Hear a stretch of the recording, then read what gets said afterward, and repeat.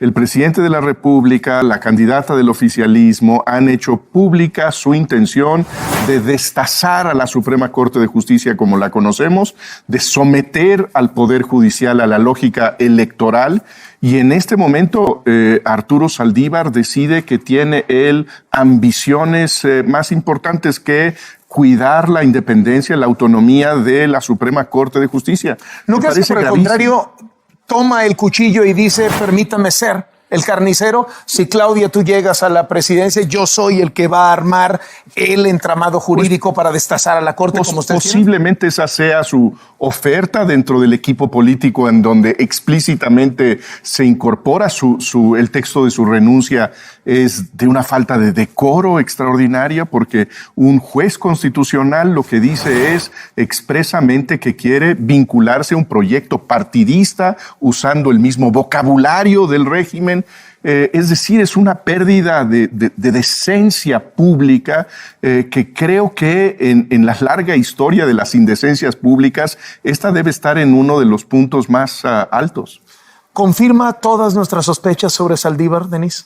Confirma todas las críticas que llevamos años haciendo sobre su falta de autonomía vis-a-vis el presidente, la llamada Cuarta Transformación y el gobierno en general.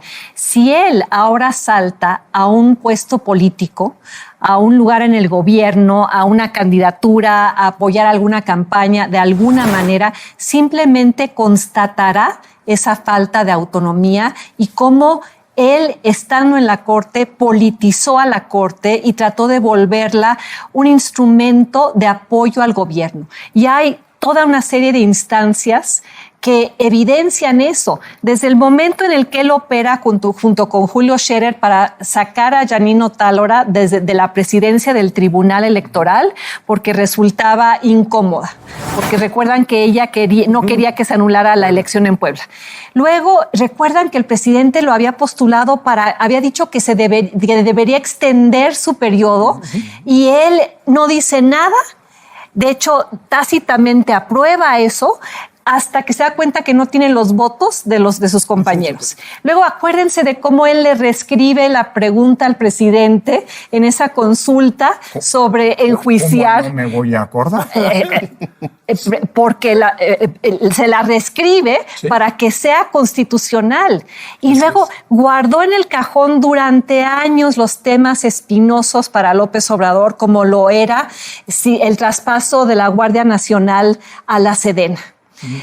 Todo esto es evidencia de la falta de autonomía, de no entender su papel como ministro de la Corte, de sobreponer el imperativo político del apoyo a la 4T por encima de la defensa de la Constitución. Y coincido con Jesús. Esto es un momento muy grave para la Corte, para su reputación, y qué lejos queda ese ministro hoy tan lacayo, tan subordinado, tan politizado, de esa figura que en algún momento exaltamos y aplaudimos por su independencia con respecto a Felipe Calderón, en el caso de la guardería ABC y en el caso de Florence Cassés. Lorenzo, ¿tiene precedente esto? Que pase alguien de ser un ministro en activo de la Suprema Corte, renuncie, que no sé si ahí va a intervenir el Senado de alguna manera por el tema de si se considera una causa grave o no, y se vaya de lleno a una campaña? Sí, no los hay. Renuncias ha habido. Ojo, no hay precedentes en la Corte de la democracia. En el pasado era lo más natural. Ese pasado que algunos seguramente añoran, cuando ministros de la Corte salían del gabinete, o salían de la Corte para entrar al gabinete, o salían del gabinete incluso del partido oficial para entrar a la Corte. Cuando la Corte, antes de la democratización, pues era una oficina más subordinada a la voluntad presidencial. En los últimos 30 años, desde la reforma del 94, por decirlo menos, en donde se creó la Corte como Tribunal Constitucional, no habíamos visto esto. La renuncia de Medina Mora hoy queda muy claro que fue pues, por una serie de presiones políticas, de amagos al poder. Y lo más grave es que vamos a ver la enésima constatación de una violación constitucional, ahora por obra de uno de los que en su momento fueron considerados pues, uno de los constitucionalistas más destacados. Y es que la renuncia, es decir, el cargo de ministro de la Corte es un cargo irrenunciable, lo dice el artículo 98 y se mencionaba ahora por Jesús y Denis, salvo por causas graves, que tiene que juzgar el presidente y que tiene que juzgar el Senado. Lamentablemente, en este caso, el Senado lo tendrá que juzgar con una mayoría absoluta, que el oficialismo dispone, pero la causa grave no aparece por ningún lado. Es decir, más allá del momento, que es un momento grave y que pues, viene a constatar, pues, a despecho de lo que algunos todavía confiando en el empaque de Saldívar consideraban de que, bueno, a lo mejor estaba cuidando a la Corte. Estaba cuidando a la Corte y frente a la confrontación por la que optó el INE, por cierto, el INE que hoy tiene 80% de credibilidad pública, ¿no?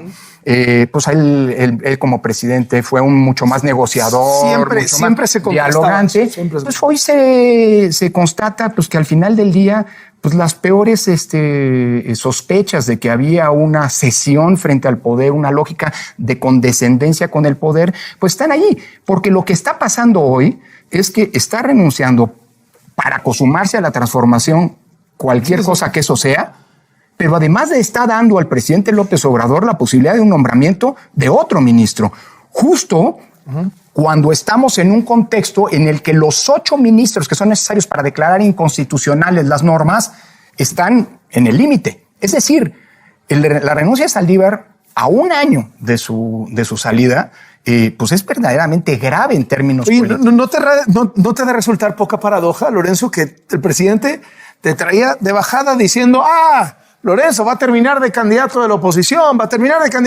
cuando eras presidente de un instituto autónomo, y el que era el presidente del otro instituto autónomo, ese sí, que terminó en una campaña política? Ahora, él nunca lo acusaron, pero bueno, hoy se constata finalmente.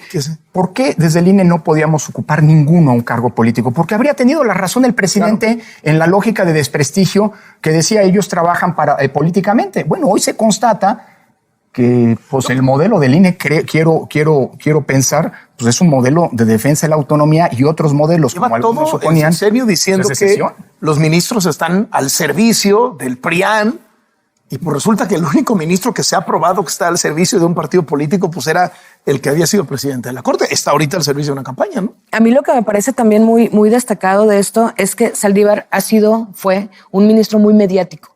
Conectó con un público particularmente nuevo en política. ¿TikTok? Porque hacía TikTok, porque los Swiftie no renunciamos y el sí, ¿sabes? Ese tipo de cosas. O sea, los Swifties crees que ahorita están muy tristes, imagínate. Ninguna de las rupturas de Taylor les dolió tanto como esta.